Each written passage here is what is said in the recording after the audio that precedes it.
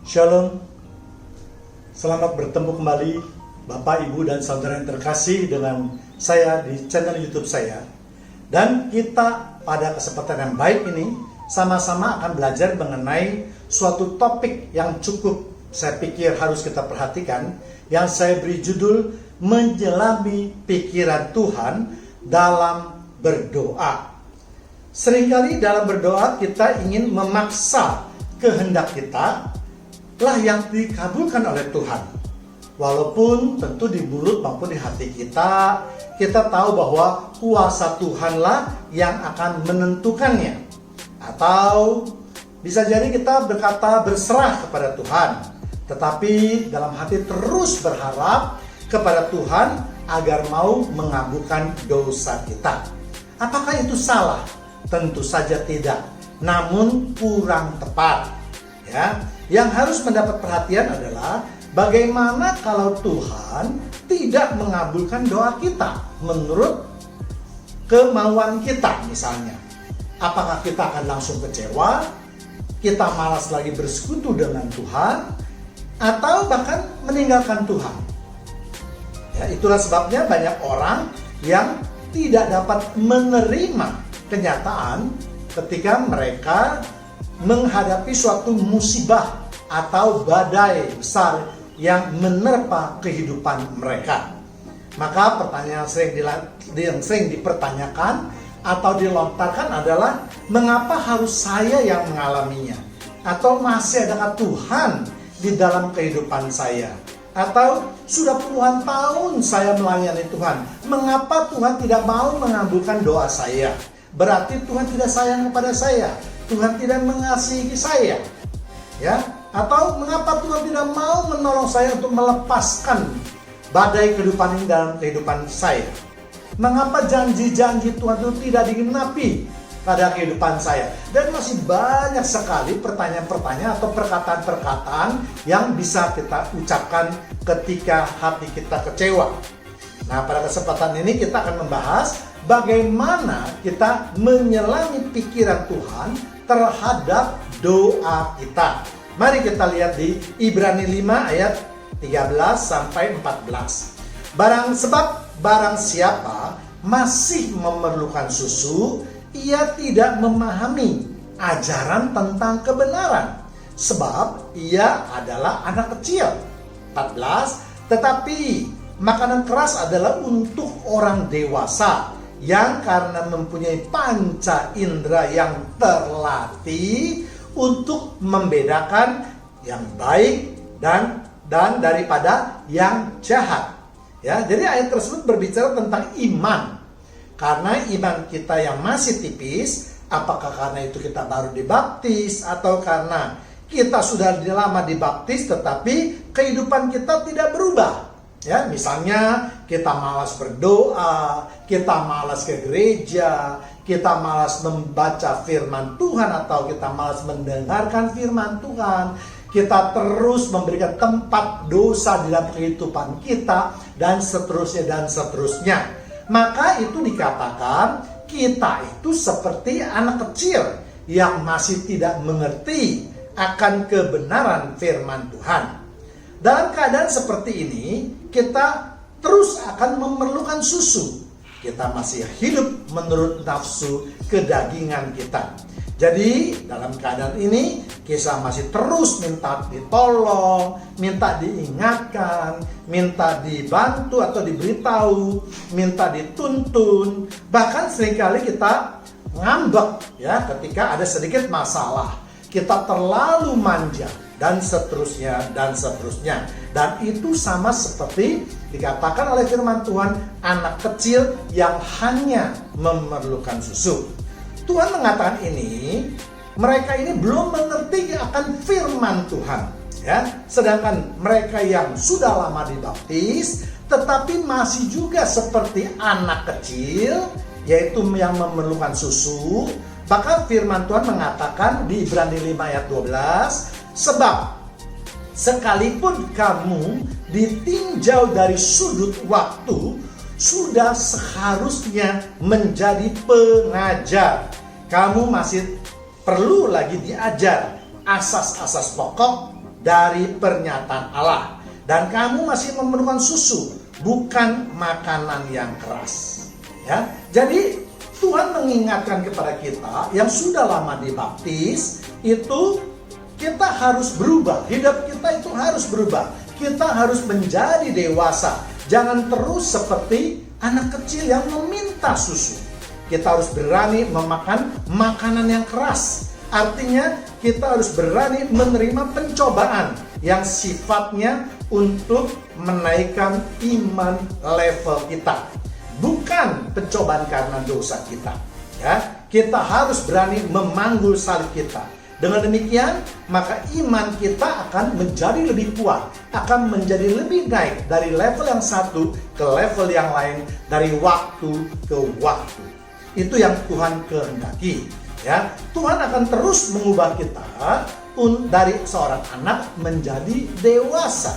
Jadi mau tidak mau kita harus menerima kenyataan bahwa di dalam kehidupan kita ini akan selalu datang silih berganti yang namanya pergumulan atau pencobaan.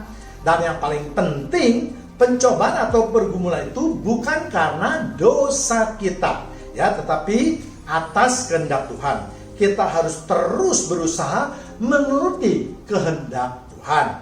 Hal yang penting yang harus kita lakukan sebagai suatu landasan yang akan menentukan iman kita ketika kita menerima hasil dari suatu doa kita. Sehingga kita akan menjadi dewasa. Sehingga pernyataan-pernyataan ataupun pertanyaan-pertanyaan tadi saya sebutkan itu tidak perlu lagi terjadi. Sebelum kita memasuki bagaimana kita dapat menyelami pikiran Tuhan untuk menjawab doa kita, kita akan melihat beberapa contoh di bawah ini yang mungkin akan sangat berguna menjadi pedoman di dalam kehidupan kita. Misalnya, ketika Yesus mengadakan mukjizat yang pertama yaitu pada pesta di Kana, yaitu suatu daerah di Galilea, di mana di dalam pesta tersebut mereka kekurangan anggur. Maria sebagai itu ibu Yesus meminta Yesus langsung untuk membuat mukjizat. Namun apa kata Yesus? Mau apakah engkau daripadaku ibu? Saatku belum tiba. Ya, kita dapat lihat di Yohanes 2 ayat 1 sampai 5. Tetapi Maria percaya kepada Yesus akan melakukan sesuatu jika anggur itu benar-benar habis pada waktunya. Jadi kita perhatikan jika pada cerita tersebut bahwa walaupun untuk orang tuanya sendiri Yesus, dalam hal ini ibunya yaitu Maria, meminta pertolongan walaupun untuk kebaikan, yaitu untuk tidak mempermalukan yang mengadakan pesta, namun Yesus sendiri mempunyai ketetapannya sendiri. Bukan berarti Yesus tidak menghormati permintaan orang tuanya, tetapi hal ini menyatakan bahwa Yesus lebih tahu apa dan kapan anggur itu dibutuhkan atau apa yang dibutuhkan oleh manusia. Sebaliknya, walaupun Maria tidak mendapat jawaban langsung atas permintaannya, namun Maria tidak kecewa, tetapi tetap percaya bahwa Yesus akan melakukan yang terbaik. Untuk itu, maka dia menyuruh para pegawai pesta yaitu untuk melakukan apa yang diminta Yesus. Demikianlah seharusnya dalam kehidupan kita. Kalau doa kita belum terjawab, maka jangan kita mudah putus asa, jangan kita mudah ngambek dan lain-lain. Tetapi kita harus mencontoh pada perbuatan Maria, yaitu kita harus tetap percaya Tuhan Yesus akan memberikan yang terbaik. Amin. Bagian kita adalah melakukan apa yang harus kita lakukan, yaitu tetap percaya dan berserah serta terus bersekutu dengan Tuhan. Tetap memuji Tuhan dan menunggu dengan sabar akan janji-janjinya. Cerita lain adalah cerita tentang Lazarus yang dibangkitkan. Lazarus adalah adik Marta yang juga dikenal oleh Yesus, bahkan dianggap sebagai saudara oleh Yesus. Ketika Yesus menerima kabar bahwa Lazarus sakit, Yesus tidak serta-merta datang menghampiri mereka, yaitu di Betania. Pada waktu itu sebenarnya Yesus berada di Yerusalem. Jarak antara Yerusalem dengan Betania itu hanya 2 mil saja. Ya, kalau 2 mil itu kalau kita konversikan itu ke kilometer hanya sekitar 3,5 kilometer saja. Tetapi Yesus menunda sampai beberapa hari, sampai akhirnya Lazarus mati. Namun seperti kita ketahui akhir dari cerita Lazarus itu dibangkitkan oleh Yesus. Dan hal ini dapat kita baca di Yohanes 11 ayat 1 sampai 44. Cerita tersebut memberikan pesan kepada kita semua bahwa jika kita mempunyai masalah, kalau kita berdoa memohon pertolongan kepada Tuhan, ya, namun keputusan itu tetap ada di tangan Tuhan. Walaupun tidak langsung Tuhan Yesus mengabulkan doa kita, kita sekali lagi harus tetap beriman atau percaya kepada janji-janjinya. Cerita lain adalah ketika murid-murid Yesus berada di perahu. Sedang Yesus tidur, ketika angin badai atau topan angin atau angin ribut menerpa mereka, semua murid-murid Yesus itu panik. Mereka membangunkan Yesus dan berkata, "Tuhan, tolonglah, kita binasa." Ya, langsung bangunlah Tuhan Yesus lalu menghardik angin dan danau itu. Maka melalui cerita itu kita tahu bahwa seketika itu juga danau itu menjadi teduh sekali. Ya, dan ini dapat kita lihat di Matius 8 ayat 24 sampai 26. Pesan yang ingin disampaikan melalui cerita ini adalah jangan takut jika kita hidup bersama Yesus. Kita tidak akan binasa. Yesus kan mampu menghentikan badai di dalam kehidupan kita seketika dan menurut ketetapan atau waktunya. Ya, jika Yesus berkenan, artinya doa ini langsung akan didengar dan dikabulkan oleh Yesus. Namun ada juga doa yang tidak dikabulkan oleh Tuhan Yesus, meskipun orang tersebut hidupnya sangat berkenan di hadapan Tuhan Yesus, yaitu doa daripada Rasul Paulus. Ya, kita tahu Rasul Paulus itu begitu hebat dipakai oleh Tuhan. Dia ada mengabdikan sepanjang hidupnya setelah menerima Yesus itu untuk memberitakan firman Tuhan. Ya, namun Rasul Paulus pernah berdoa meminta supaya duri di dalam dagingnya itu supaya bisa diangkat. Ya, Rasul Paulus mengerti bahwa itu baik untuk dirinya sendiri, ya, yaitu supaya dia tidak sombong atau bermegah diri terhadap pelayanannya, sehingga dia terus berharap dan mengandalkan Tuhan. Ya, Rasul Paulus itu ingin supaya duri tersebut diangkat sehingga tidak mengganggu pelayanannya. Ya, tetapi Tuhan mempunyai pandangan yang lain, ya. Jadi Tuhan tidak mengabulkannya. Namun di akhirnya kita tahu bahwa Tuhan memberikan yang lebih daripada yang didoakan atau yang diminta oleh Rasul Paulus. Ya, jadi Rasul Paulus itu boleh menerima kasih karunia Tuhan yang luar biasa. Ya, sementara tidak banyak orang yang menerima kasih karunia-Nya, namun tidak bisa merasakan kasih karunia di dalam kehidupannya. Ya, Tuhan selalu menyertai Rasul Paulus. Ya, di dalam pelayanannya bahkan namanya tidak akan pernah hilang sampai kapanpun juga. Ada nama Rasul Paulus itu akan tertulis di dalam Alkitab.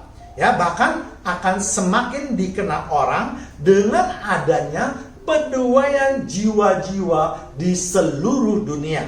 Jadi Rasul Paulus yang pertamanya hanya mempunyai keinginan atau berharap bahwa dia dapat memberitakan Injil di Asia Kecil, tetapi pada kenyataannya sekarang apa kita lihat? Ternyata bahwa nama Rasul Paulus itu dikenal di seluruh dunia.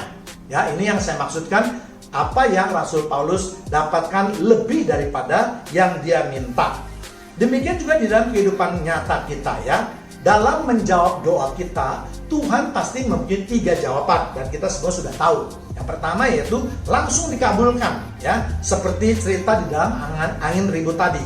Jika Tuhan langsung mengabulkan doa kita, itu berarti Tuhan ingin iman percaya kita itu bertambah. Ya, sama seperti anak kecil yang diberi susu, dia bisa menjadi lebih besar atau lebih dewasa. Ya, bisa kita bayangkan atau bahkan mungkin kita sendiri pernah mengalaminya.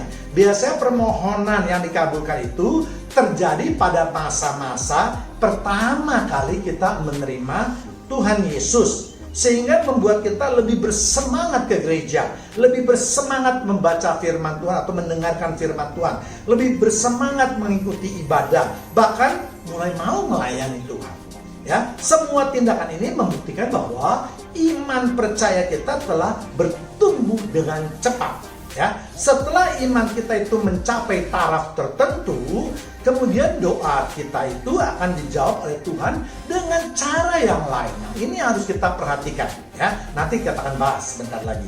Yang kedua yaitu doa yang tidak dikabulkan. Sama seperti doa Rasul Paulus yang tidak dikabulkan. Namun akhirnya Rasul Paulus itu menerima lebih daripada yang dia minta. Demikian juga dengan doa-doa kita yang tidak dikabulkan, ya. Maka kita tidak boleh cepat-cepat kecewa. Kita tidak boleh bersungut-sungut meninggalkan ibadah, apalagi meninggalkan Tuhan kita.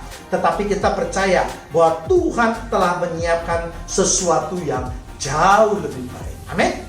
Ya, untuk itu diperlukan iman orang yang dewasa, ya. Supaya kita dapat makan makanan yang keras. Ya, ini terjadi pada mereka yang sudah lama mengikuti Yesus dengan setia, termasuk pelayanan mereka.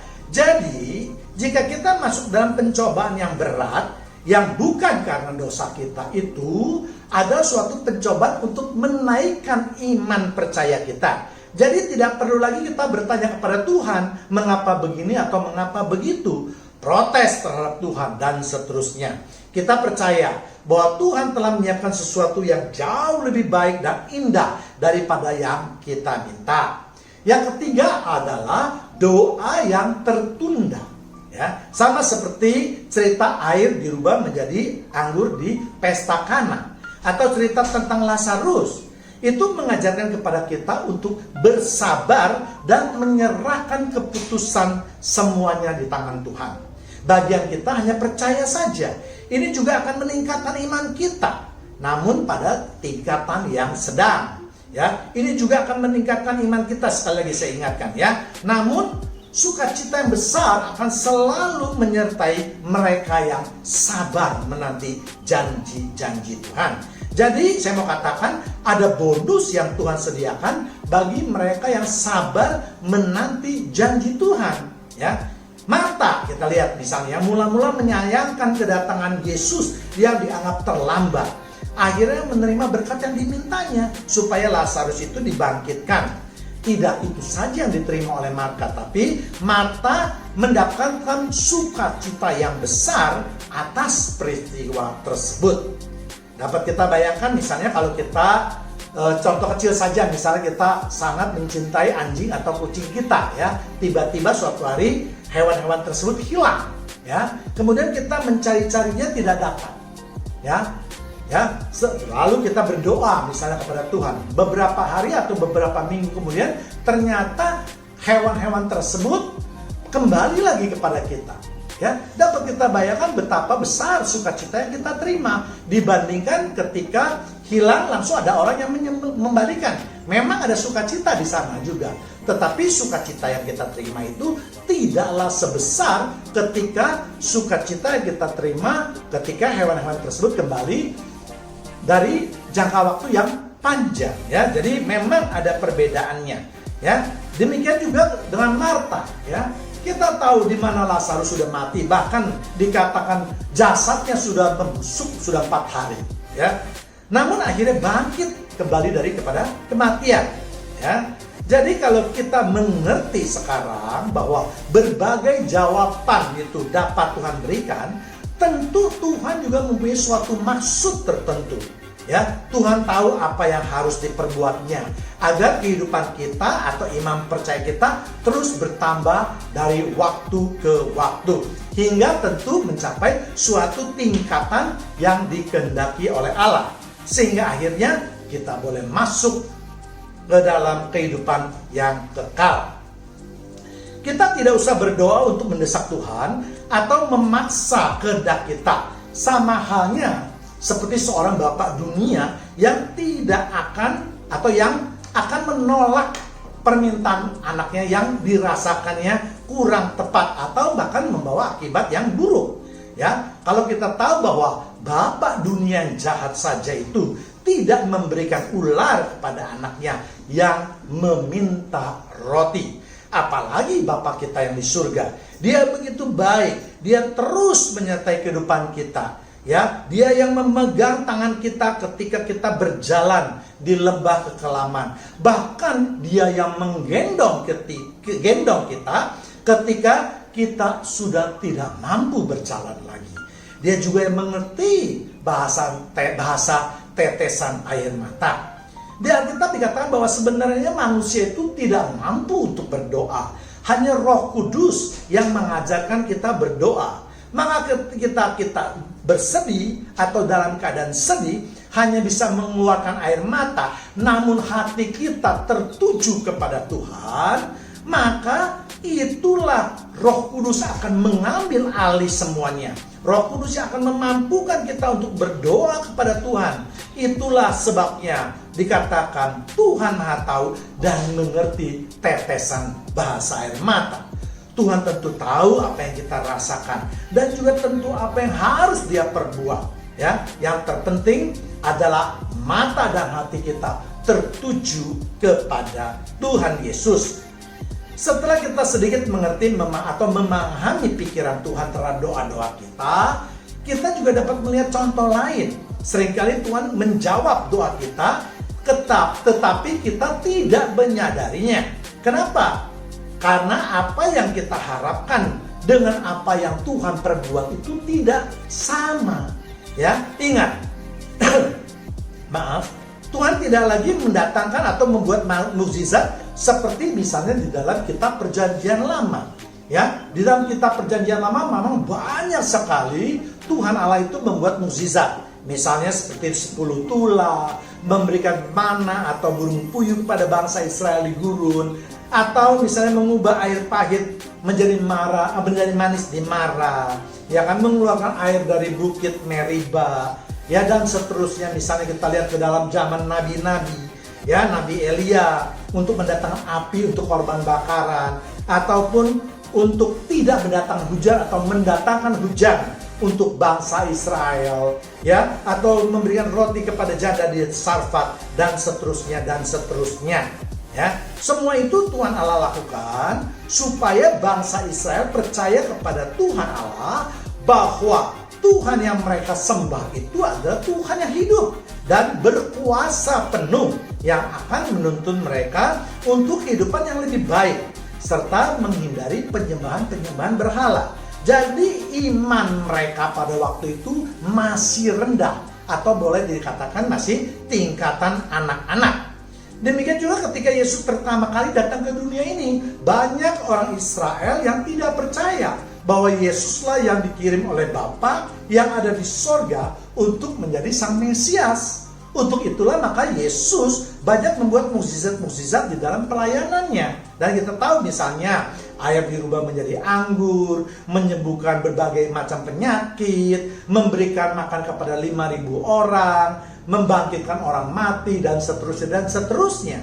Ya, semua itu dilakukan Yesus, ya, agar bangsa Israel atau orang Israel itu percaya bahwa Yesus bukan nabi biasa, tetapi Dia adalah nabi yang luar biasa. Dia adalah anak Allah yang dikirim ke dunia ini. Lagi-lagi pemikiran manusia tidak sama apa yang dipikirkan oleh Allah. Bangsa Israel itu menghendaki dikirim Sang Mesias yang gagah berani, seorang raja yang besar yang akan membebaskan bangsa mereka dari penjajahan orang Romawi. Tetapi Tuhan malah mengirimkan Sang Mesias sebaliknya, yaitu seorang anak tukang kayu yang lembah lembut, ya, yang lahir di kandang domba, yang miskin, yang tidak mempunyai kuasa dunia, dan seterusnya dan seterusnya. Ya, sekarang sudah 2000 tahun lebih kita mengenal Tuhan. Apakah kita masih perlu Allah membuat mukjizat-mukjizat seperti dulu yang Allah perbuat untuk menaikkan iman level kita. Kalau itu yang terjadi, maka Yesus mengatakan, tetapi kepada mereka tidak akan diberikan tanda selain tanda Nabi Yunus. Ya, kita lihat di Matius 16 ayat 14. Kemudian datanglah orang Farisi dan Saduki hendak mencobai mereka. Mereka meminta supaya ia memperlihatkan suatu tanda dari sorga pada mereka. Tetapi jawab Yesus, pada petang hari karena langit merah, kamu berkata hari akan cerah. 3, pada pagi hari karena langit merah dan redup, kamu berkata hari buruk. Rupa langit kamu tahu membedakannya, tetapi tanda-tanda zaman tidak. 4, angkatan yang jahat dan tidak setia ini menuntut suatu tanda, tetapi kepada mereka tidak akan diberikan tanda selain tanda Nabi Yunus. Lalu Yesus meninggalkan mereka dan pergi. Ya, jadi janganlah kita seperti orang Farisi atau orang Saduki yang selalu meminta tanda dari sorga. Yang saya tafsirkan adalah jangan selalu kita ingin terus diberikan mukjizat-mukjizat. Ya, sekali lagi saya tidak anti mukjizat. Bahkan saya juga masih sangat percaya mukjizat itu masih ada sampai hari ini. Tetapi sekali lagi semua mukjizat itu yang terjadi adalah harus atas kehendak Allah dan bukan karena desakan kita. Dan Allah hanya akan membuat mukjizat-mukjizat atau hal-hal yang terpenting. Ya, setidaknya ada misi yang hendak Allah nyatakan. Ya, terlalu kecil kalau suatu mukjizat itu dinyatakan hanya untuk kepentingan seseorang atau sekelompok orang saja, apalagi hanya untuk menyombongkan umatnya. Ya, dalam ayat di atas juga menyatakan bahwa Tuhan sekarang menyatakan tanda atau mukjizat itu tidak secara langsung, tetapi melalui tanda-tanda di sekitar kita atau di sekeliling kita. Kalau kita tidak mau percaya, maka Tuhan akan membuatnya menjadi percaya pada suatu waktu. Ya, sama seperti Yunus ketika diperintah Tuhan dia pergi ke Niniwe, tetapi melarikan diri ke Tarsis, bertolak belakang. Akan tetapi atas kuasa dan kehendak Tuhan, Yunus akhirnya kembali juga ke Niniwe. Jadi sekarang Tuhan membuat mukjizat itu tidak hanya seperti dahulu, yaitu air dirubah menjadi anggur misalnya, ya, tetapi Tuhan membuat mukjizat melalui Roh Kudus yang ada di dalam diri kita, yaitu merubah keinginan kita atau perasaan kita atau alat kecap kita, di mana air yang kita minum itu akan terasa seperti anggur. Nah, ini yang sudah terjadi perubahannya, ya. Apakah ada perbedaannya dan persamaannya? Ada, ya. Ya, persamaannya adalah kita sama-sama merasakan rasa anggur, ya. Kita tidak harus lagi berkonsentrasi kepada apa yang kita minta, tetapi kita berkonsentrasi apa yang kita nikmati, ya. Itu, ya. Perbedaannya ada, ya. Perbedaannya ada. Kalau Tuhan menyatakan air langsung menjadi anggur, itu berarti bisa membuat kita bangga, ya, dan membuat secara kasat mata membuktikan bahwa Tuhan kita itu berkuasa dan ajaib. Tetapi Yesus mau berkata bahwa kita hidup bukan karena melihat, tetapi kita hidup karena percaya, ya.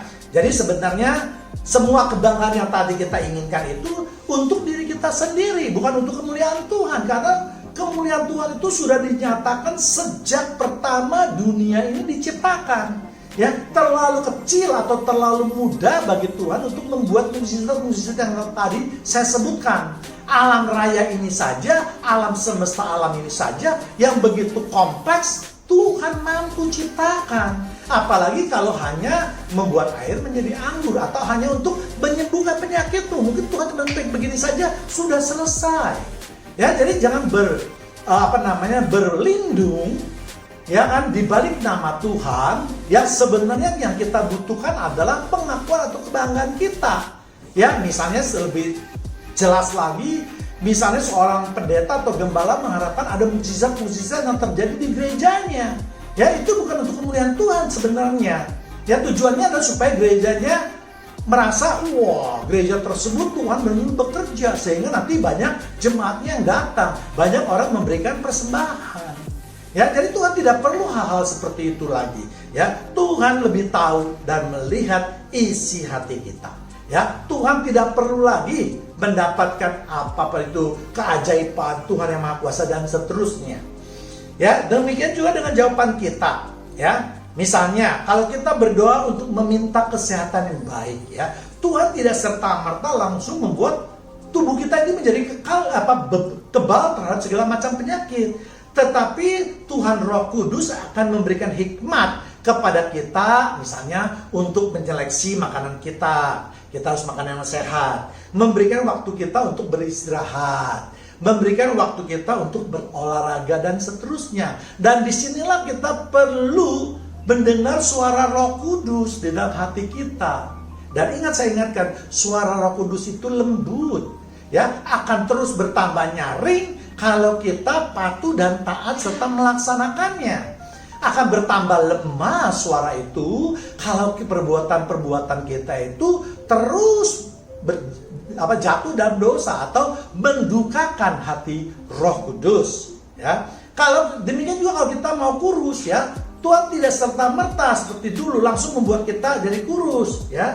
Tapi Tuhan juga akan memberikan hikmat kepada kita untuk menghindari makanan-makanan yang berlemak. Kita akan memilih makanan-makanan yang sehat, ya. Bahkan yang kita lihat sekarang, kita lebih sering memuaskan rasa kedagingan kita ketika kita makan suatu makanan yang enak, maka kita makannya melebihi sampai perutnya kenyang sekali.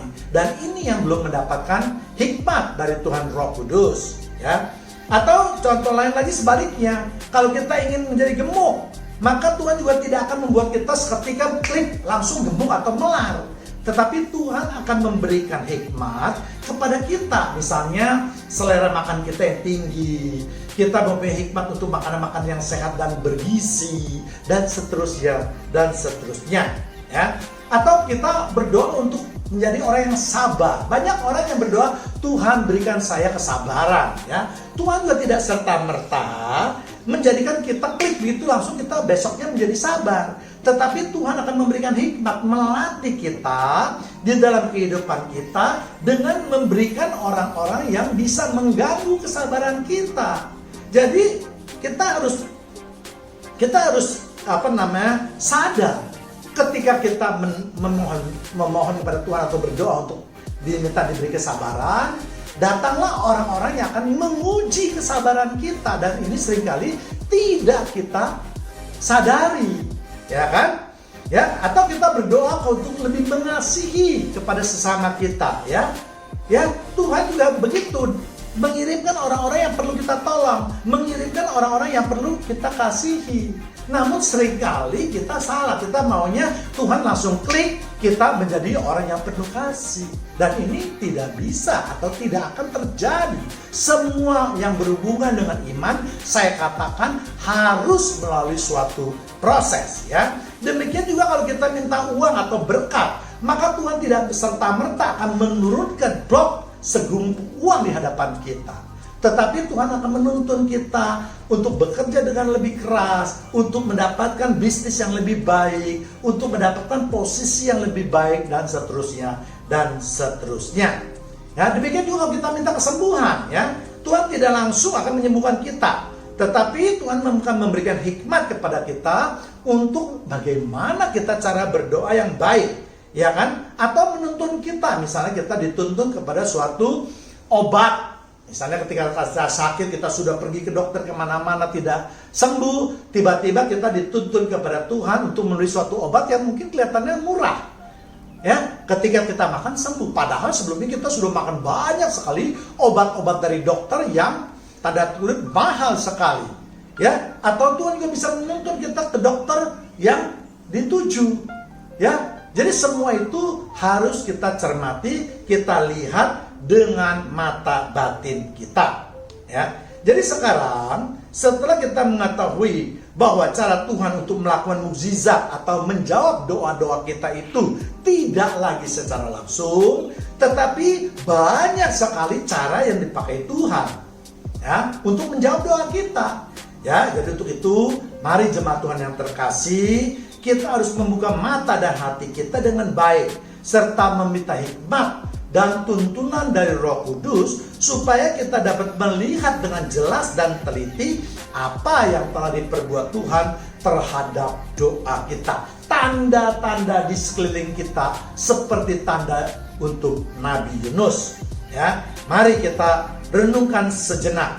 Ya, mungkin doa yang selama ini kita doakan sudah lama dijawab oleh Tuhan, tetapi kita tidak menyadarinya. Kita masih terus berdoa, kita masih terus berharap Tuhan menjawabnya sesuai dengan keinginan kita. Ya, kita tidak mau merubah cara pandang kita terhadap keputusan Tuhan. Ya, atau sebaliknya, kita akan menyadarinya bahwa sebenarnya Tuhan sudah menjawab doa-doa kita dan bahkan sudah kita terima, ya kan, dengan memakai jalan pikiran Tuhan. Ya, jadi ini penting sekali jemaat Tuhan yang terkasih. Ya, demikianlah pemberitaan firman Tuhan pada kesempatan ini. Kita akan berjumpa kembali dalam topik yang lain yang tentu saja menarik. Tuhan Yesus memberkati kita semua. Amin.